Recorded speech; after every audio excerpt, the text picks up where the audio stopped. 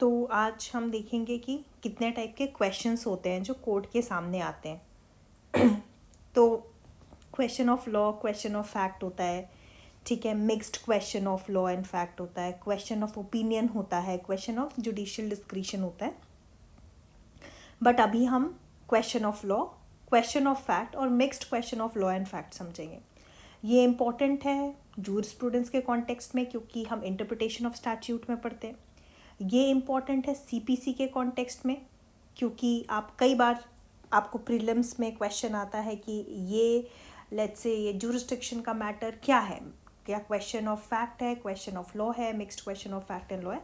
तो ये समझ में आना चाहिए कि क्या होता है बेसिकली डिफरेंस। ओके, तो सबसे पहले we'll understand what is question of law. See, question of law is what? One that involves interpretation of statute, interpretation of law.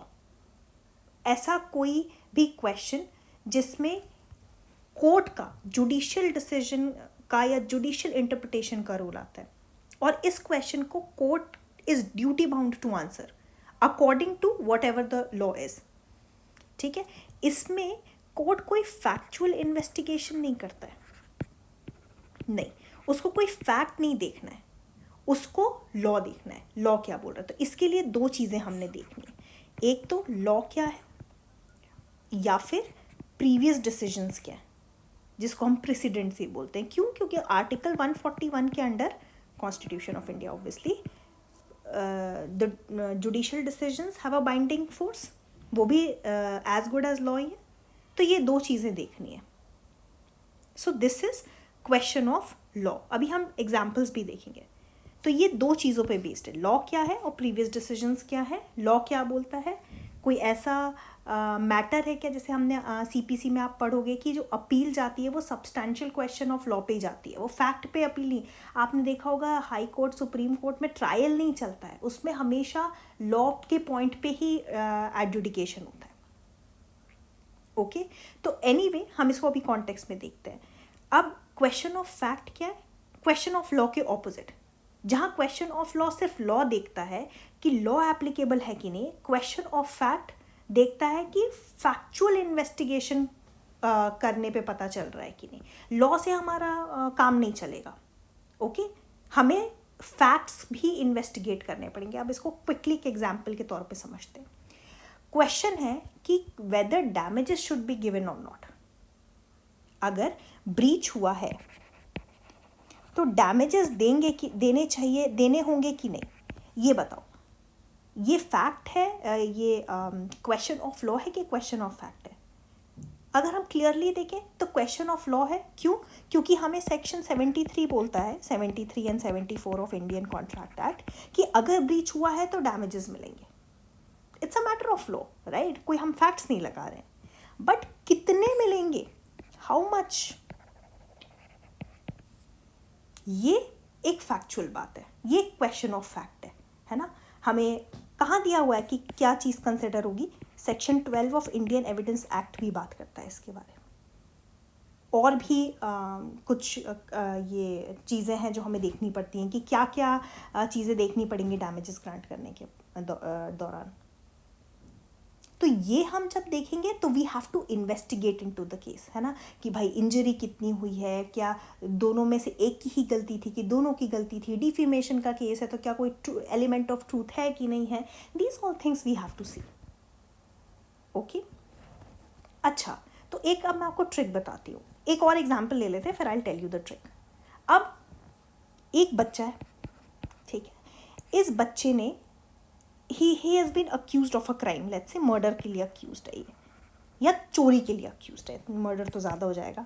ठीक है, तो अगर चोरी के लिए उस पर एक्यूजेशन है, तो अब ये डिसाइड करना, ये the question whether a child who is accused of a crime, let's say theft, has sufficient mental capacity to be responsible for the offense।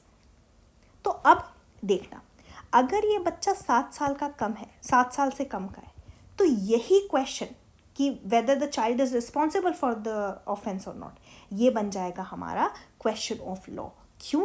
क्योंकि आईपीसी में, अब आप मुझे बताओगे कौन से सेक्शन के अंडर, आईपीसी में डॉली इनके पैक्स करके एक आपकी डॉक्ट्रिन है, जो बोलती है कि 7 साल से कम का बच्चा इनकेपेबल है committing crime, he is incapable of committing crime. तो जब 7 साल से कम की बच्चे की बात है तो हम कोई फैक्ट पे इन्वेस्टिगेट करेंगे ही नहीं करेंगे। 7 साल से कम मतलब ही इज इनकेपेबल, इसको पूरा डिफेंस मिलेगा। बट यही बच्चा अगर 7 साल से ऊपर है, मान लो 11 साल का है, तब हमें पता है, right, then we have to see the facts and check if he has the understanding to understand the nature of what he was doing। हमने देखा है ना कि अगर 7 से 12 साल के बीच का बच्चा है तो क्या उसकी अंडरस्टैंडिंग थी उस लॉ को समझने की। तो ये पॉइंट फिर आपका क्वेश्चन ऑफ फैक्ट भी हो जाएगा, लॉ भी हो जाएगा। क्यों लॉ? इसलिए कि आपको देखना है कि अच्छा लॉ ने कुछ इसको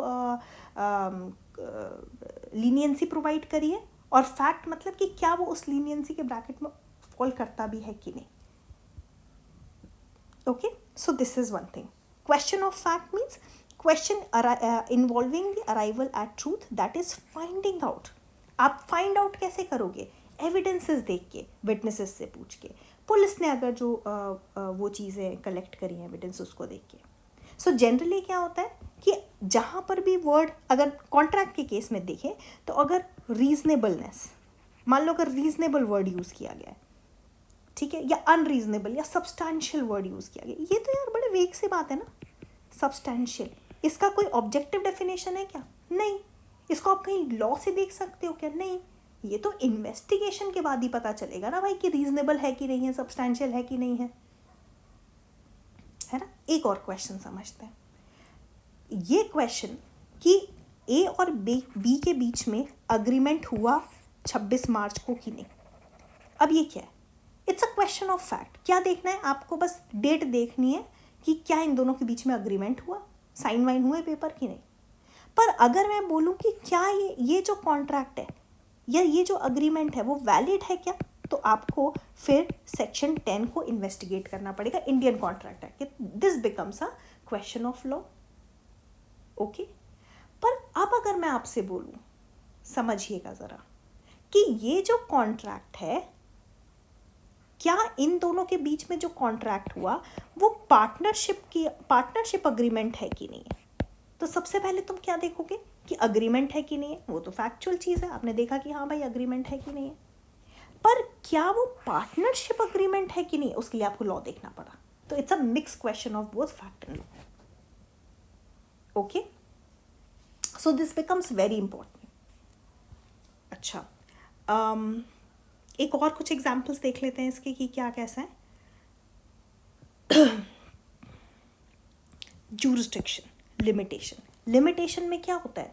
लिमिटेशन का पर्पस क्या है? You can not sleep over your right. आपका cause of action let's say x date को अराइज हो रहा है, तो आप जिंदगी भर नहीं ले सकते उसकी रेमेडी लेने के लिए या उसका रिलीफ मांगने के लिए कोर्ट में। आपके पास एक काल विधि है, आपके पास एक लिमिटेशन पीरियड है, आप उसी टाइम के अंदर अंदर आपको जाना है और अपना रिलीफ लेकर आना है। ओके, तो अगर आप नहीं जाते उस टाइम पीरियड के अंदर जो आपको लॉ प्रोवाइड करता है, तो आपकी रेमेडी बार हो जाती है। ओके, राइट एक्सटिंग्विश नहीं होता, देयर इज अ डिफरेंस। आपकी रेमेडी बार हो जाती है। राइट तो अभी भी है पर रेमेडी नहीं है। अब वो बात अलग है कि उसका क्या मतलब हुआ। कहीं कहीं लॉ में थोड़ा सा एक्सेप्शन प्रोवाइडेड है, जैसे आप अगर सेक्शन 25 क्लॉज 3 देखेंगे इंडियन कॉन्ट्रैक्ट एक्ट का, तो बोलता है कि भले ही कंसिडरेशन नहीं है, अगर टाइम बार डेट है तो कॉन्ट्रैक्ट मानी जाएगी। तो कहीं कहीं थोड़ा बेनिफिट दिया है। ओके, नाउ जुरिस्डिक्शन है। अगर क्वेश्चन सवाल उठा कि whether this contract is time barred और नॉट, तो कैसे पता करोगे? पहले देखोगे कि भाई कॉज ऑफ एक्शन का अराइज हुआ, मान लो 26 मार्च को अराइज हुआ 2020, और अब ये सूट कब फाइल करने आया है? 26 मार्च 2000 लेट्स से 24। तो तुमने ये इन्वेस्टिगेट किया ना भाई कि इस दिन सूट फाइल हुआ, इस दिन ये किया, आपने प्रॉपरली एविडेंसेस कलेक्ट करे एंड देन फिगर आउट किया कि अरे ये तो 3 साल हो गए। पर ये काउंटिंग कहाँ देखोगे तुम इंडियन लिमिटेशन एक्ट के शेड्यूल में देखोगे। तो इसलिए it's a mix question of law and fact.